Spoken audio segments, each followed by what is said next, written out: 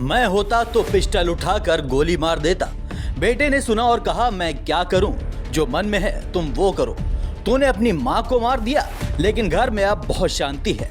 ये तीसरा खोलेगा राज। राजधानी लखनऊ में पबजी हत्याकांड में एक और खुलासा। ये अल्फाज है आरोपी बेटे का।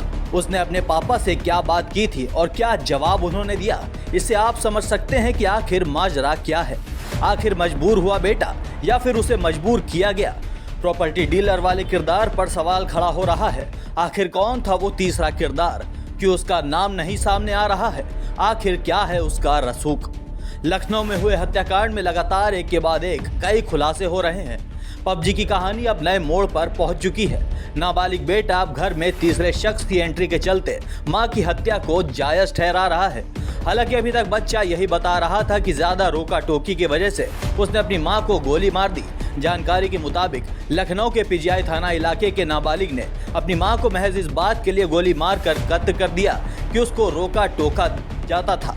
समय गुजरता गया, धीरे धीरे आगे बढ़ा तो इसमें नए खुलासे होने लगे और अब इस केस में तीसरे शख्स की एंट्री हुई है, जिसकी वजह से ये पूरी हत्या की रूपरेखा तैयार हुई थी। आरोपी नाबालिग बेटे ने बाल कल्याण समिति की पूछताछ में बताया, जब पापा नहीं होते थे तब मम्मी से मिलने प्रॉपर्टी डीलर वाले अंकल आते थे। ये देखकर मुझे बहुत बुरा लगता था। मैंने इस बात की शिकायत एक दिन पापा से कर दी, जिसके बाद पापा और मम्मी के बीच जमकर लड़ाई हुई। इसके बाद मम्मी ने मुझे खूब मारा। तभी से मेरे मन में अंदर से गुस्सा भरा था। प्रॉपर्टी डीलर अंकल एक दिन घर पर डिनर पर आए। ये मुझे नागवार गुजरा। मैंने खाना नहीं खाया, जिसकी शिकायत मैंने फिर पापा से की। इसकी वजह से माँ ने मेरा फोन छीन लिया और जमकर मेरी पिटाई की।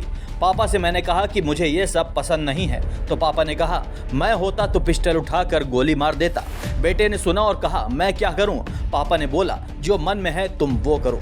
कुछ दिन बाद मम्मी के पैसे गायब हुए, इसके जो मैंने नहीं लिए। फिर भी मेरी जमकर पिटाई की गई। मैं खून के घूंट पी के रह गया। मुझे मम्मी ने खाना भी नहीं दिया।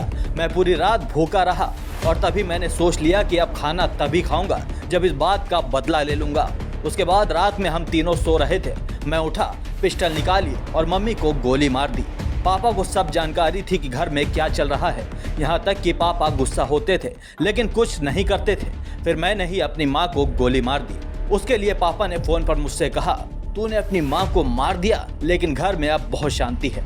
हत्या के खुलासे को लेकर रोज नए नए खुलासे हो रहे हैं। हमारी भी नजर इस हाई प्रोफाइल मर्डर केस पर है, लेकिन हत्या के बाद अब तक जो दो राजदार का नाम सामने आया है, एक तो इलेक्ट्रीशियन अंकल और दूसरे प्रॉपर्टी डीलर वाले अंकल, लेकिन तीसरा किरदार का नाम सामने नहीं आ रहा है, जिससे मिलने आरोपी हत्यारा बेटा गया था। हत्या के बाद वो रात में भी उससे मुलाकात की थी और फिर घर आया था। ऐसा तो नहीं वो तीसरा किरदार हत्यारा का पिता ही हो, जो राजधानी लखनऊ में मौजूद होकर हत्या की पूरी स्क्रिप्ट तैयार कर रहा था। बहरहाल पुलिस मामले की जांच में जुटी हुई है और आगे क्या खुलासा करती है ये देखना दिलचस्प होगा। ब्यूरो रिपोर्ट, द यूपी खबर।